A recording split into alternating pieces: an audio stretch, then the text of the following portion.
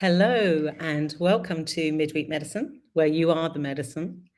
And today I'm talking to Jo Riley at Yes You. And today we're talking about the themes in our lives that usually happen to everyone at some point. And we're talking about my book, which is called I'm Alice, Break Up, Breakdown, Breakthrough. And this month it's going to be an audiobook, finally. So you don't have to read it now, you can just listen. And I know lots of people really like audiobooks. And so, yeah, I'm really excited that it's coming out on Spotify and InAudio. And so you can listen to my story. And what I was saying with Jo earlier, there's so many different themes in the book. There's something for everyone, really, that we've all been through.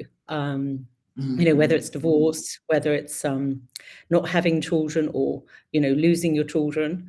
There's grief and loss. There's also mental health and how we manage that. And, going on a new adventure afterwards, because, every ending, there's a new beginning, right? It's, creating our new lives after we've had a big change.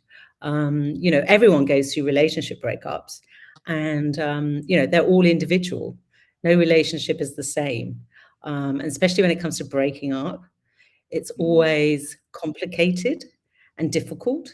Usually you still love that person, but you just can't be with that person anymore. And so there's different kind of endings, really. And I'm sure we've all experienced, sudden ones, and the sort of slower, trying to make it work, sort of endings of relationships. And so, so today we thought we'd talk about the themes in the book and, see how relatable they are to many people that may be listening today. So you've been through many breakups in your life, Jo. I mean, and it's always you don't get through life without having a breakup or two. Good to be back there with you. I think we've got a bit of a delay in the voice.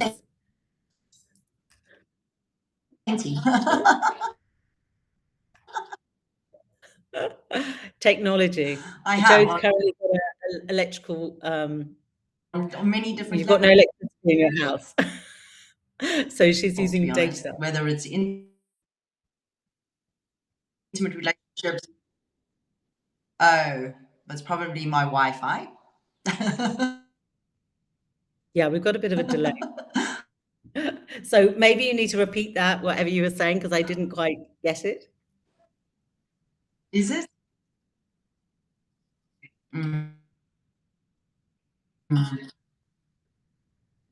Yeah, I don't think I can't hear you, so I'm guessing other people can't hear you either.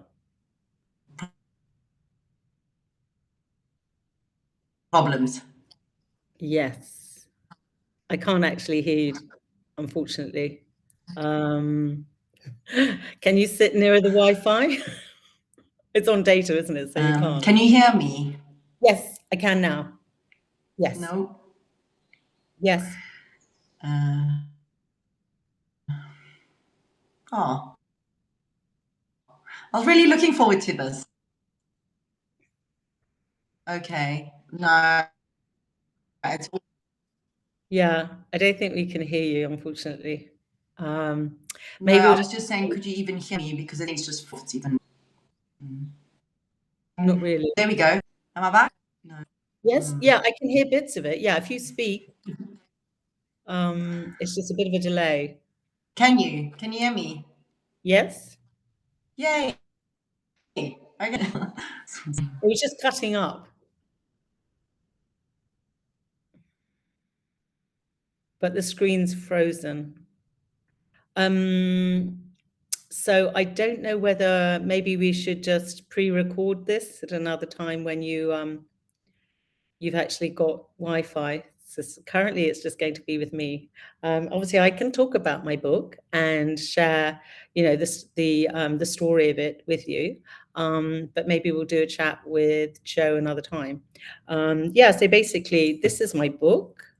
Is that backwards? I'm Alice, Break Up, Breakdown, Breakthrough. And basically I share my sort of life-changing experience. I had a very sudden divorce back in 2014. and it was the day before we were adopting 2 children. So it was sort of a double whammy, really. And yeah, my husband woke me up and just told me he didn't want to have me or the children anymore.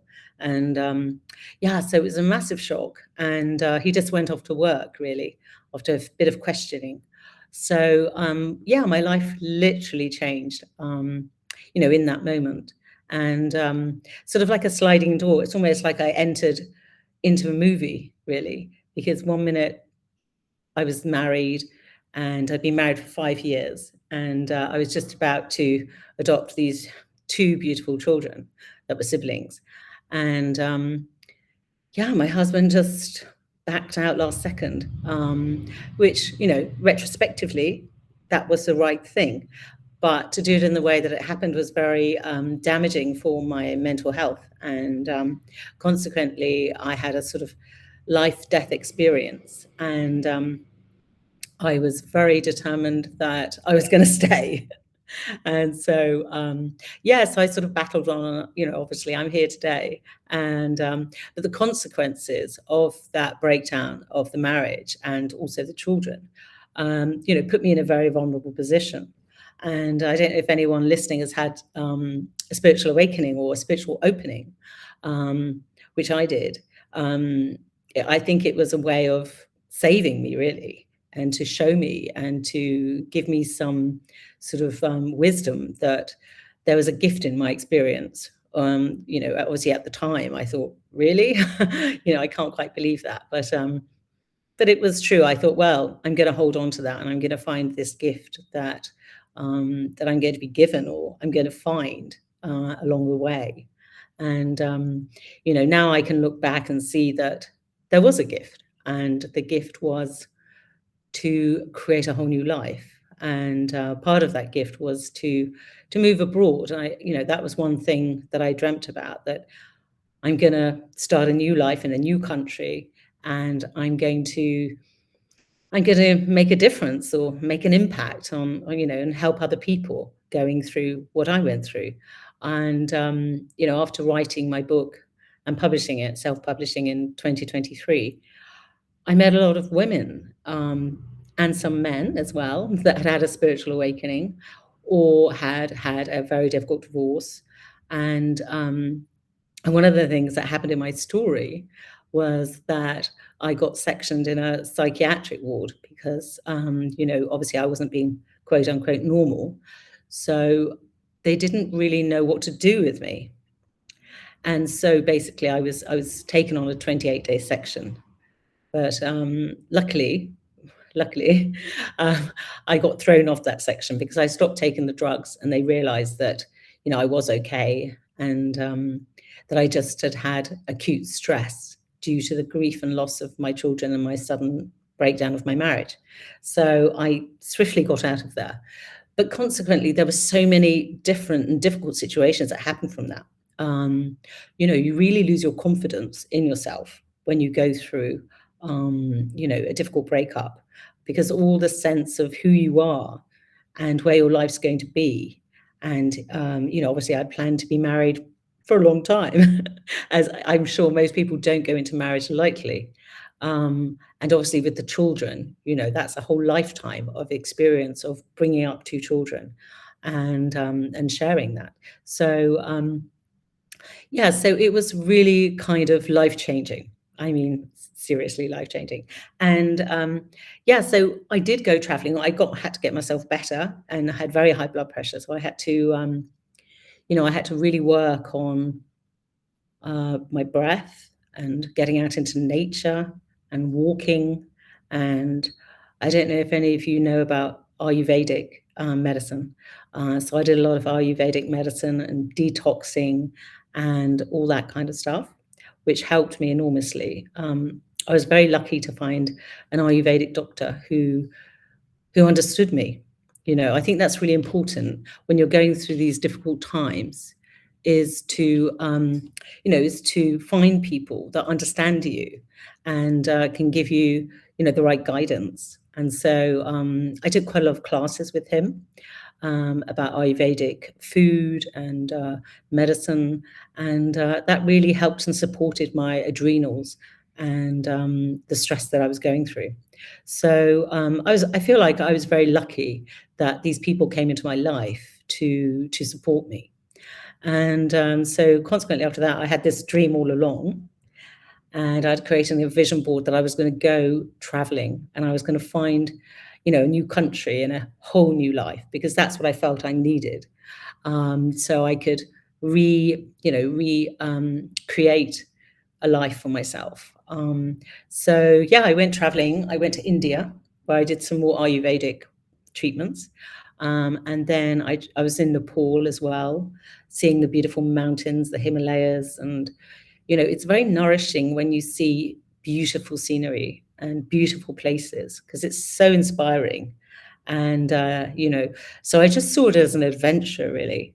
And, I met many people along the way that inspired me. And I went to many places that also, nourished my soul, I suppose. And so then I ended up coming to Bali, which was, it was a bit of a random act, really. I'd sort of written down some places that I'd like to visit, like Mexico and Sedona and Hawaii and places like that. And obviously Bali, because I came here in my 30s and I absolutely loved it. And I thought, wow, I really want to come back there. And I thought, if I ever get married, I want my honeymoon here. So I did actually achieve that when we did have our honeymoon here. And so I came back in, it was 2017. And, I arrived in Bali. And then everything in my life seemed to sort of work out. I met people and I did some cat sitting and different things. And I eventually moved up to Ubud, which is more in the center of Bali, if you don't know it. And it's full of, really lush green rice paddies and trees. And, it's a sort of smallish town, but it's quite spread out. So it felt quite big to me at the time.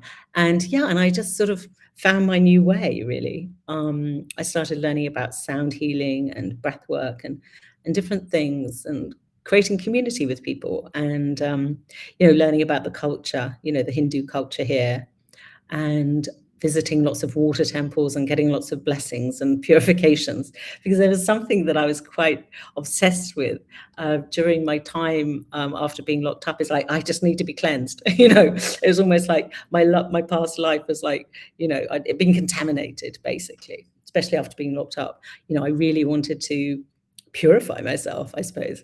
And so there's lots of water temples here where you get in the freezing cold water. It's not that cold though, but and you purify yourself under these taps of water, and the water comes up from the earth, so it's very pure. And they're very special, sort of magical places to experience. So if you do come to Bali, you must go to a water temple. It's an essential part of experiencing Bali, the real Bali. So I came here and I started learning new things, and I started doing some singing and singing mantra, which has also been sort of an important part of keeping me alive when I was going through my sort of life-death experience. I'd been chanting a mantra for my children for 2 years when we were going through the adoption process. So when I was in a time of need and was in a lot of physical pain during the first week of my separation, I sang that mantra all night long to hold me in my body. So I guess what it taught me was that singing and using your voice is very powerful. It's very powerful, on an energetic level, to support you going through change. I mean, you don't have to sing mantra.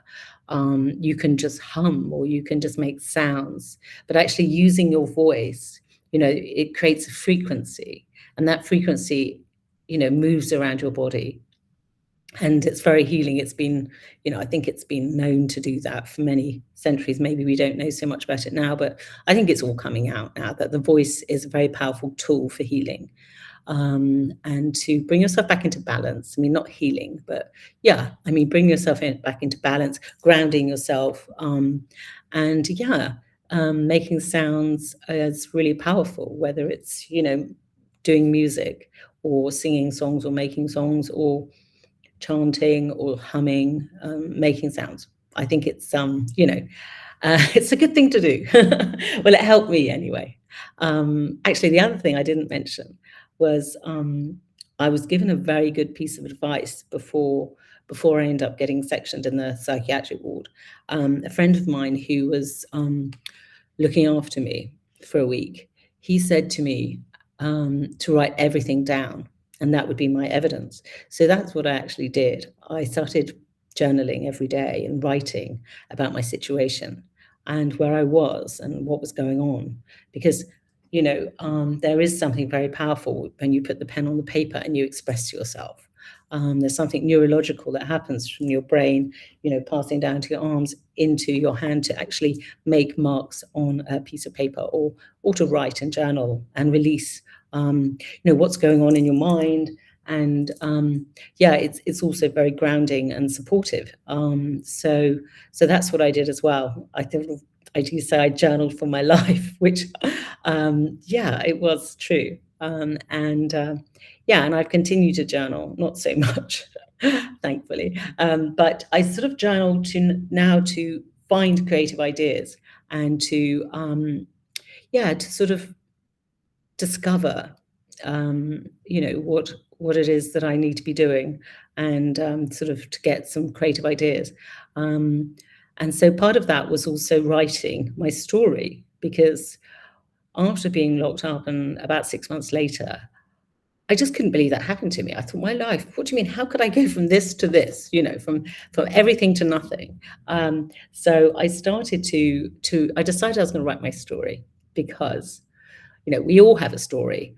But my story, I just thought, how could that happen? It's just crazy. So I started to write it sort of linear, as the events happened. And I just really needed to write it when it was sort of clear in my head, because I really thought that I just wouldn't believe that could have happened to me.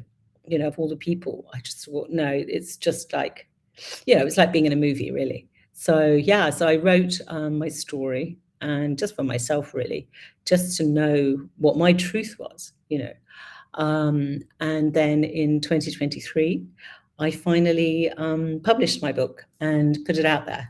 It took me many years to have the courage to share my story, because I'm a very private person. I don't really like to share my personal stuff. But I realized that, what happened to me happens to many people.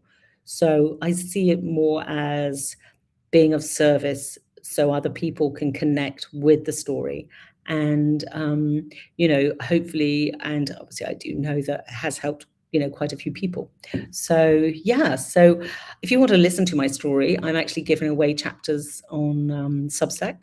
So you can listen to the first 2 chapters are out already. And my handle is @ImAlice on Substack. So you can go ahead and listen to those if you want to hear my story. And thank you so much for listening, guys and girls. Thank you, Sheena and Alex and Tom and Blossom. And Joe, you're there too. Joe, unfortunately, had an electrical problem with her house today. I think the whole electricity is cut off in the area. So thankfully, I still have my electricity over here in Bali. But yes, we'll be joining, do join us next week. We'll be talking about something else. And thank you for coming today. And I wish you a beautiful day. And take care and see you next week. Thanks for coming. Bye-bye.